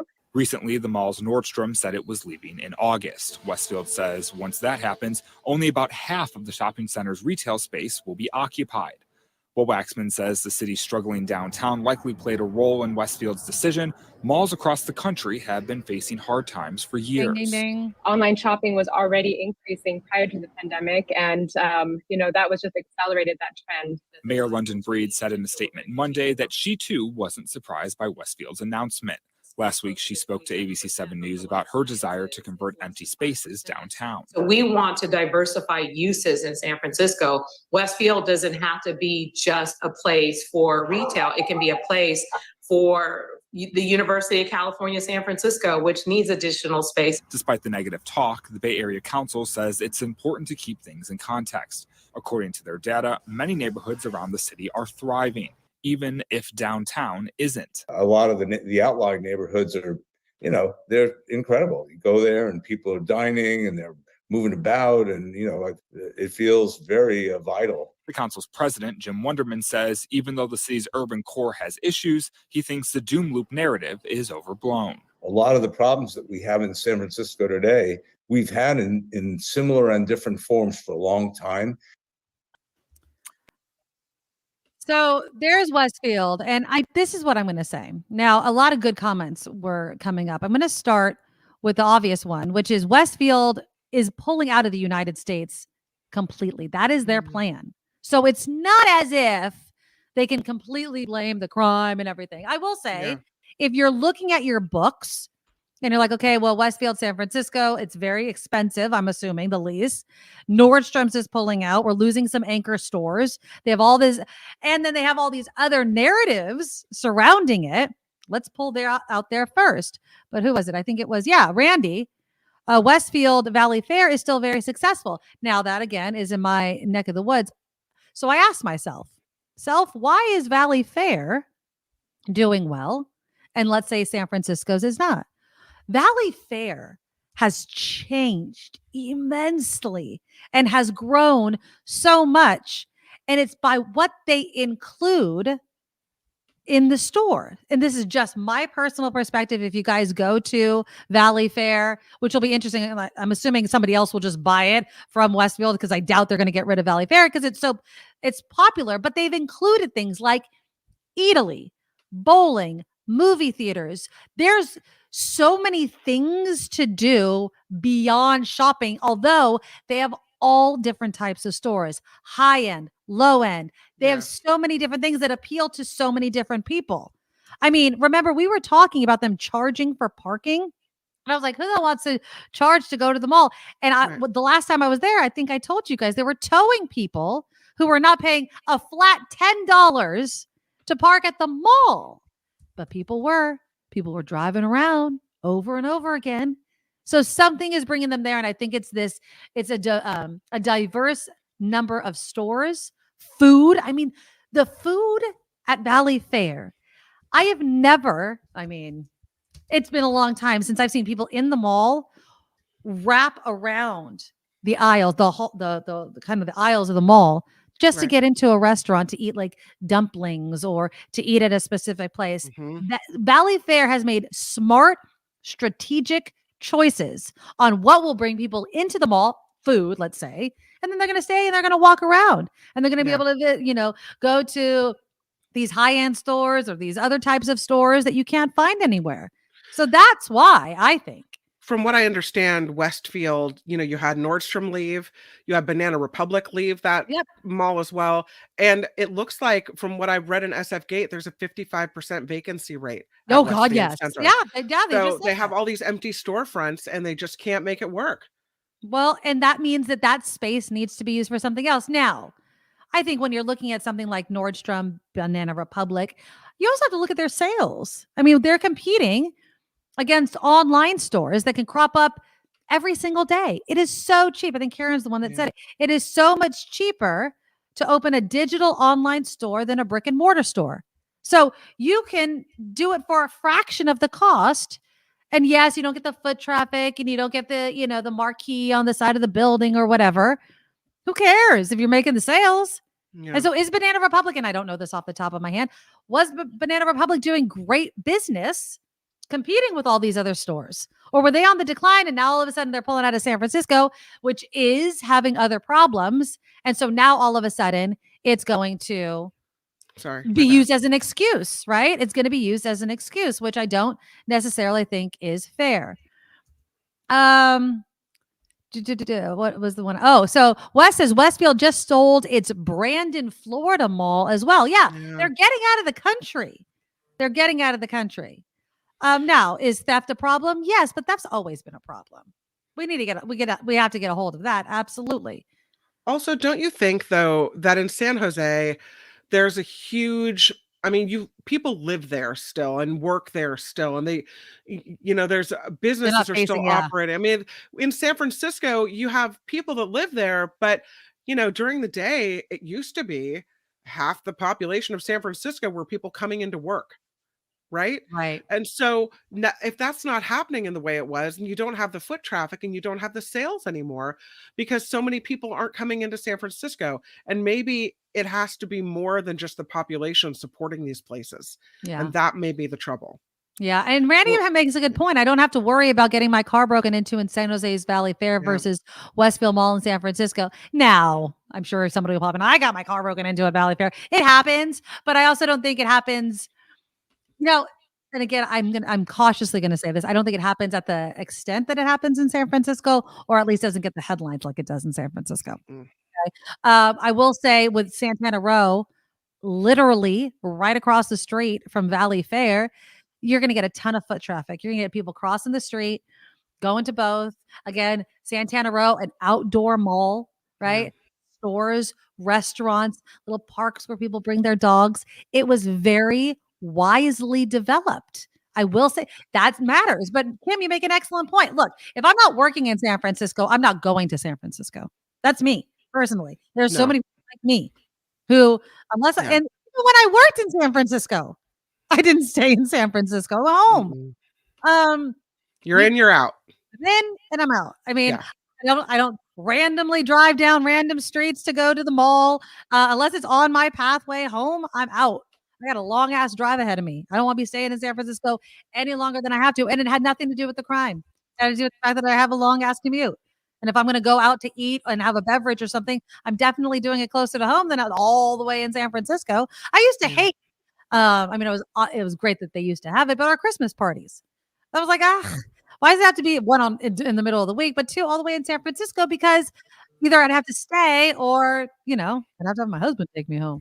And then he couldn't drink, right? Or have a good time. So, I think that there is definitely a narrative that is being hid behind by some of these companies that were never planning on staying long-term in a place like San Francisco. But how do you bring people back? Do we change Westfield's mall into housing? I know London Breed in that news report was saying something about, expanding the college, right? So that could definitely create dorm rooms, create housing, create something, but you need to be smart and strategic with it. And it needs to also come in line with safety and policing and making people feel like they want to live and work in a place like San Francisco. And unfortunately, it's not happening. It's just not happening. They need to bring the foot traffic back to so many places. Although, if you notice also in that news report, downtown San Francisco might be a bit of a ghost town, but not all of San Francisco. Yeah. And other businesses are thriving. So again, we need to be careful with putting the entire city under the same umbrella. Downtown needs a lot of work. London Breed has a lot of work ahead of her, or she's going to be out of a job. And maybe rightfully so. If she can't turn it around, it's your city. It's under your watch. And we need to figure it out. And if it's policing, get the police. Do something. Because what she's been doing isn't working fast enough for a lot of people. Okay, a couple of headlines coming up with Kim, and then we'll lighten things up just a bit. Crazy story. Did you hear this crazy story out of Ecuador? If you have, don't spoil it. I got a little bit of video, and I can't believe it. It's kind of disturbing. Spoiler alert. It might be disturbing to watch, but it has a happy ending, so we'll lead with that. And then some 8th graders in a San Jose school, middle school, have done something amazing for a fellow student. And so we have the news report on that. It's really, really sweet. And so it's a feel-good story on a feel-good day, as our former president is. Is it wrong to feel so good about it? You know what? I just wanted to be held accountable for the crap that he does. Is that so wrong, Kim McAllister? Should I feel guilty for my joy? Never. All right. Here's Kim with some news. Now, from around the world to up your street, the Nikki Medoro Show presents News Czar Kim McAllister. Good afternoon, everybody. Thanks for joining us on the Nikki Medoro Show today. Former President Trump has indeed pleaded not guilty to federal charges related to his handling of classified documents. He appeared at an arraignment hearing at a federal courthouse in Miami today, becoming the first former president to be indicted on federal charges last week. Miami police, meanwhile, say they have not made any arrests so far during the rally right in front of the Miami courthouse. Here's a picture of kind of what happened there. You can see you got Trump flags and you got lock him up. You got all kinds of things going on there. Yeah. Is that looks like somebody has a flag with a gun on it. That's always nice. Yeah. So yeah, a lot of things happening there. But Miami police say, no arrests. Everybody's okay during the rally in front of the Miami federal courthouse. In fact, the only arrest today, former President Donald Trump, many criticizing the security set up by Miami police as lax, but it appears to be effective thus far. Transportation Secretary Pete Buttigieg, I kind of flashed him on the screen earlier. Sorry, Nikki. But he is saying and warning of pressure on the supply chain after the collapse of a section of I-95 in Pennsylvania. He visited Philadelphia to see the damage today. Buttigieg saying there is no substitute for the highway getting back up to full working condition. He says it will impact pressure on the supply chain until it is actually resolved. There is an intelligence report showing, there's a little CIA medallion there, showing that the government buys and stores data on Americans with very little oversight. What? They buy data on us? Nobody's watching them watch us? How is that possible? The report from the Office of the Director of National Intelligence shows federal intelligence agencies are using the availability of for-purchase data on Americans. The partially declassified report is dated January of 2022 with the author redacted. It says that unchecked over-reliance on the commercially available information could pose a threat to Americans. And yet another company is leaving San Francisco. Skills, S-K-I-L-L-Z, Skills, supports mobile video game tournament organizers. It's headquartered on Market, and it's closed. The headquarters closed. They're moving it to Vegas, baby. The president says decisions around geography are really based on pools of talent, where they are and where they'll be in the future. So I guess the talent is moving to Las Vegas. The building is near the Civic Center BART and the Muni Station. It remains surrounded by empty offices as many tech workers are still remote. City's got a record high vacancy rate of at least 29%. And the Bay Area Marine Research Center is at risk of closing as well. This one is a bummer. It's the only marine research lab in the Bay Area. And again, it's in danger of closing. The Estuary and Ocean Science Center is run by San Francisco State, but it could lose funding. Needs to come up with $2 million a year to keep the lights on. A top executive says they're on a critical timeline to develop a school and operational plan. They hope to start fundraising this summer, possibly repurpose historic buildings on site so they can try to keep the science center open and running in the Bay Area. Again, it's in Tiburon. And there is a popular Bay Area pizza shop saying goodbye. This is kind of like the goodbye newscast is what it sounds like. Yeah, it's pretty popular too. It is the owners of Polara Pizzeria in Berkeley moving back to New Jersey to be closer to their family. They thanked fans in an Instagram post saying, "We are humbled by all of you who have supported, loved, and broken bread with us over the years. The place is known for its Roman-style pizzas with ultra crispy crust, which can be cooked at home. The doors close June 25th for Polara Pizzeria in Berkeley. This report crowdfunded. That means we rely on you. And so thank you for that, for letting us do that. TheNikkiMedoroShow.com is where you'll find the Patreon link and the PayPal link. And of course, right here on ye old YouTube, the Super Chat is live. Super Sticker, Super Chat. I'm Kim McAllister on The Nikki Medoro Show. Thank you, Kim. Okay, so the next story that I'm going to be doing, it's a little bit disturbing. I'm just going to say this. It's disturbing, but it has a happy ending. Okay. I kind of waffled back and forth on whether or not I should show the video, but it's just like, it's an amazing story. It really, really is an amazing story. So now imagine, if you can, that you're at a funeral and all of a sudden from inside the coffin, here lies Aunt Sally. Start hearing some knocking. Now it sounds like, a ghost. It happened to this woman in Ecuador. I'm going to show you the video. Now, again, she was in the coffin. She doesn't look great. Okay. So I'm not saying she looks great, but she's alive. Okay. So here we go. This was, I think it was on NBC that has this video. So just brace yourselves, people. Now, there's not really any sound to this, I don't think. Oh, wait. Oh, there we go.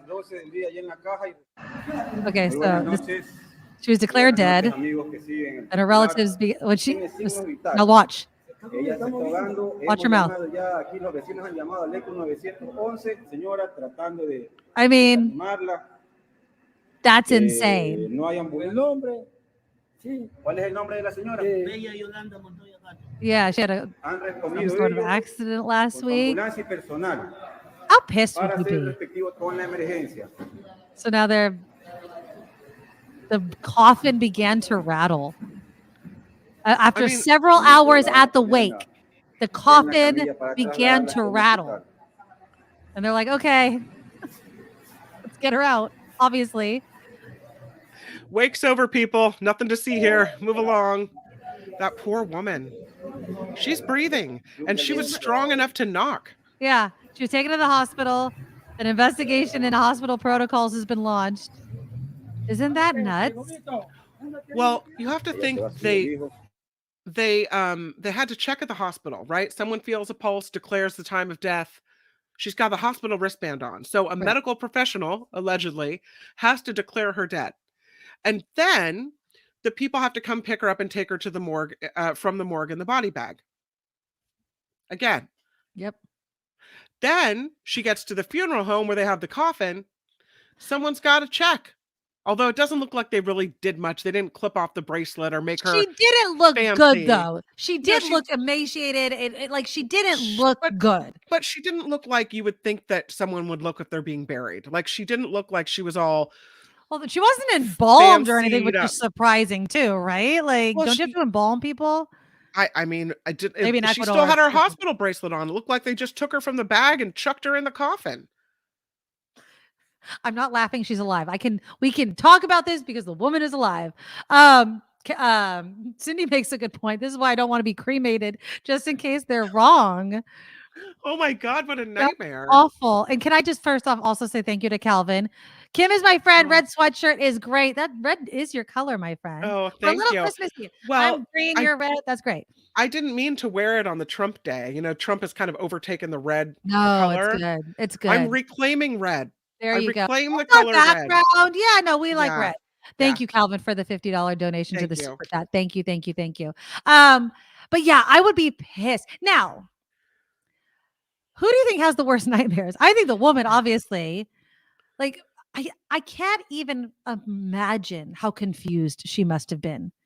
Because, and I don't know what it's like in Ecuador, but I'd assume, down in the corners, you're in those filing cabinets. What do you call them? Possible that maybe she didn't have a coroner's investigation, that perhaps that because she was older, they just thought natural causes, that's it. They released the body to the family and done. But you have to check. It seems like a lot of boxes were not checked here, that a lot of failures happened along the way. Yeah. I can't even imagine how awful that would be.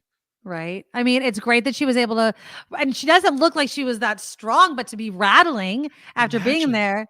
And then Imagine being also, in the those front aren't queues airtight, when I you guess. hear. Imagine hearing it.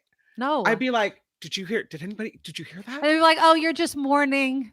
That's just, no, I feel like, No, I have the to go look at casket's grandma. moving.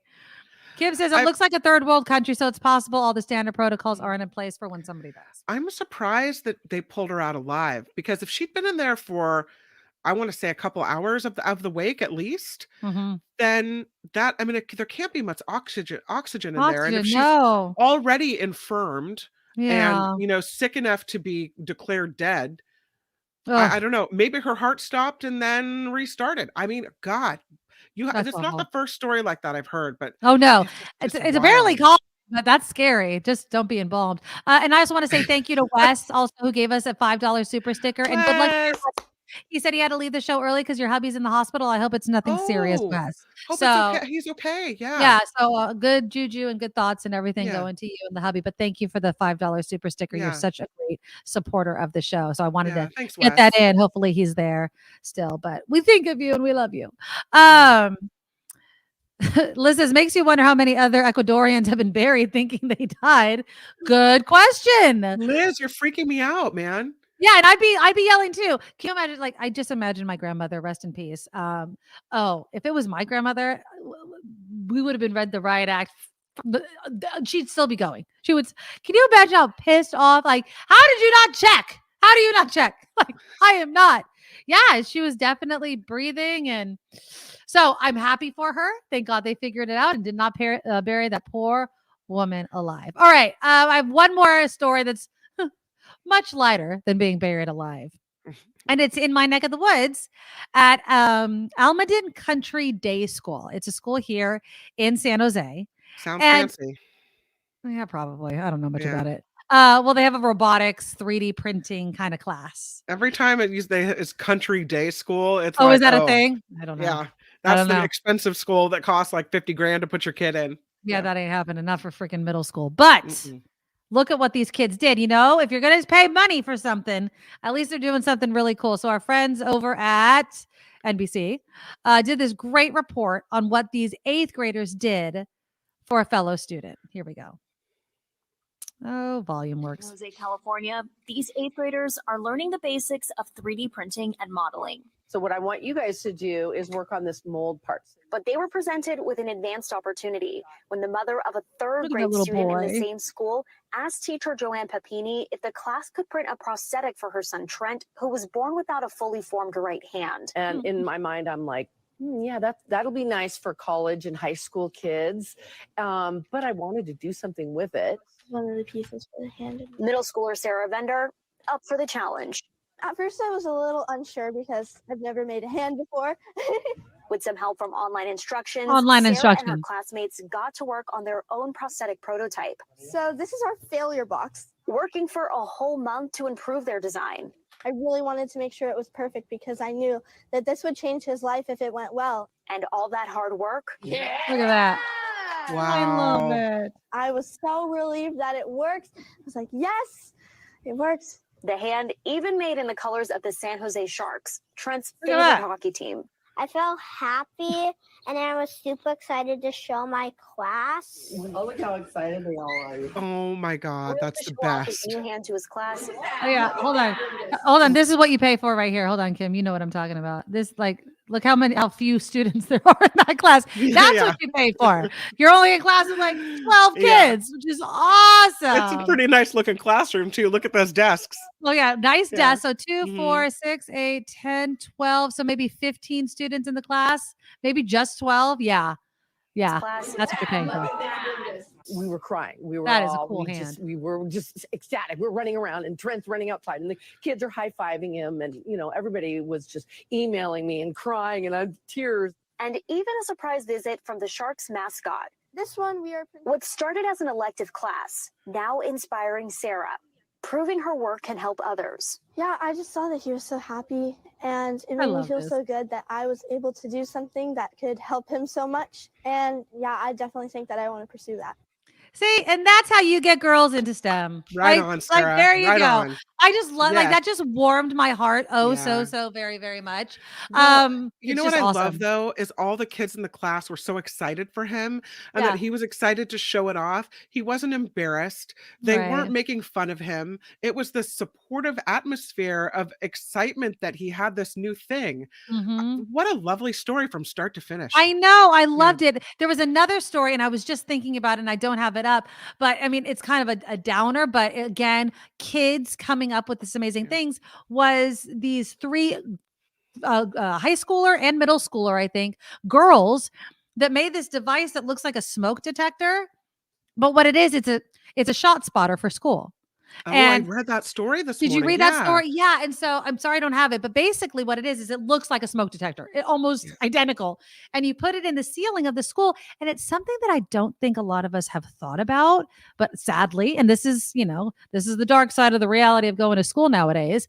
But when there's an active shooter, no one knows where to go because they don't know where they are. Right. So what this would do is it would pinpoint where the shots are heard, and everyone would get a text to their phone. And so they would know where not to go. And cops would get it too, which would help with response. But again, three girls, I think it's three girls, middle and high school. They actually met at, I want to say like a robotics competition or something like that. They don't go to the Local same tech school. competitions. Yeah, Mhm. tech competition, met up, wanted to solve this issue. And I think they built it at $900 or something like that. They built the prototype. So they're looking for funding. Yeah. And I'm sure they'll get it. And it's amazing. I mean, if you could make a prototype for $900, obviously you need to make a lot of them to go into all the schools that we have. But I know as a parent, I would do a bunch of bake sales to pay for it. This little team of inventors is now looking for funding to help complete that prototype. And I mean, there they are in Silicon Valley. I say that money's coming your way quickly. Oh, absolutely. Yeah. I mean, it's been Mhm. making the rounds, and I was doing a little bit of reading behind, and they'd been working on this for a while. And yeah, I guess they like won an award or something for it. Yeah. So hopefully that Yeah. drums up the funding that you absolutely need to do stuff like that. But how sad is it that kids have to figure out a way to keep themselves safe? Aren't we Well, supposed to do that? we Aren't can't we because supposed to keep politics them sucks. safe? It sucks. You know, and you're right. When I heard the story, I was like, do I want to talk about it when I was seeing the uplifting hand story? But on the other hand, you know what? I tell my kids all the time, Kim, you're going to have to save us because we're too stupid to save ourselves, right? Whether They're it's gonna the have to save the environment, planet. Yes. gun violence, everything. Sorry, folks. You know, I just hope that there's more kids like that girl and those other girls and boys, and everybody just works together and gets it done. All right. Well, fun show. Thank you guys all for joining us. Please click the thumbs up button if you have not done so already. We love it. Let me give a couple more thank yous to those donating to our super chat. Calvin, very generous with that $50 donation. Every dollar helps keep the lights on. Thank you so much. And of course, Wes, if you're watching back, thank you for the $5 super sticker. And I hope your husband is doing well. Yeah. Yeah. I do have some thank yous, and I'm trying to bring it up right now. Our newest Medorable, Cindy, I won't say your last name. Cindy became our newest Medorable just today. I just got the Cindy. alert. $25 Medorable. Thank you so much. Become a monthly subscriber like on. Cindy by going to thenikkimedoroshow.com. thenikkimedoroshow.com.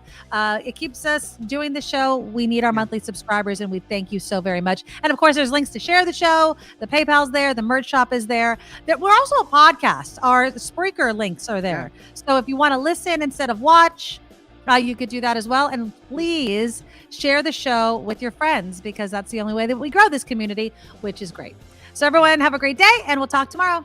Bye. Nikki, you're all so awesome. You're proud, like a beautiful blossom. You're also the best. I really can't rest. You're all so awesome. Wow. Okay.